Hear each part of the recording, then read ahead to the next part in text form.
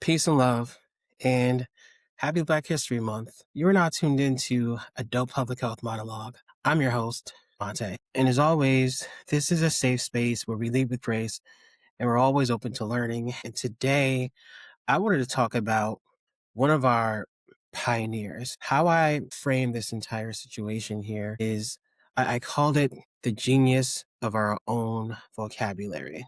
So, as a life coach specializing in emotional wellness, and mindset, I've trained at the master's level in clinical mental health. I've taken the DSM-5 classes, and I know how the deficit model tries to define us by what we lack. But thanks for modern day thinkers like Trabian Shorters, who coined the term asset framing, I wanted to use this time to begin to look at our pioneers as such. So I'm going to be talking about Dr. Robert Lee Williams II.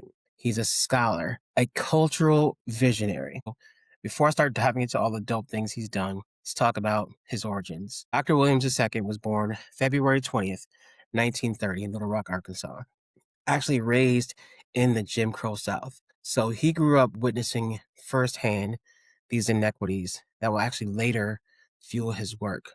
In fact, he went on to become one of the most influential voices in Black psychology, founding the Association of Black Psychologists, 1968, challenging racist testing practices and creating a landmark concept of Ebonics as a legitimate linguistic system. We'll get into that a little bit later. His scholarship, activism, and cultural pride has reshaped how Black people are understood in psychology and in education. Dr. Williams passed away in 2020, leaving behind a legacy rooted in liberation, dignity, and intellectual courage. So in 1946, a counselor tried to actually limit Dr. Williams' future based on a biased IQ score. Dr. Williams didn't internalize that limitation. He knew his worth, and it wasn't found in some Western metric. He saw the wealth of intelligence in his own mind and the community around them, proving that brilliance is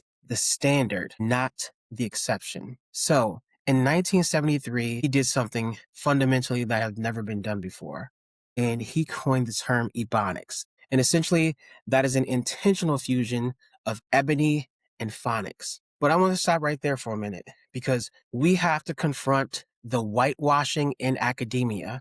They took his revolutionary term and rebranded it as AAVE, African American Vernacular English. I see the harm here, often coded in such a way of being secondary. When we let academia swap Ebonics for AAVE, we actually participate in the erasure of a Black man's intellectual property. We are here to reclaim the name that he gave us. So AAV can take a hike. Further, Dr. Williams knew that if you could judge a fish by its ability to climb a tree, well, we'll believe it's failing. So he created the Black Intelligence Test of Cultural Homogeneity. I got my master's in psychology at Wayne State.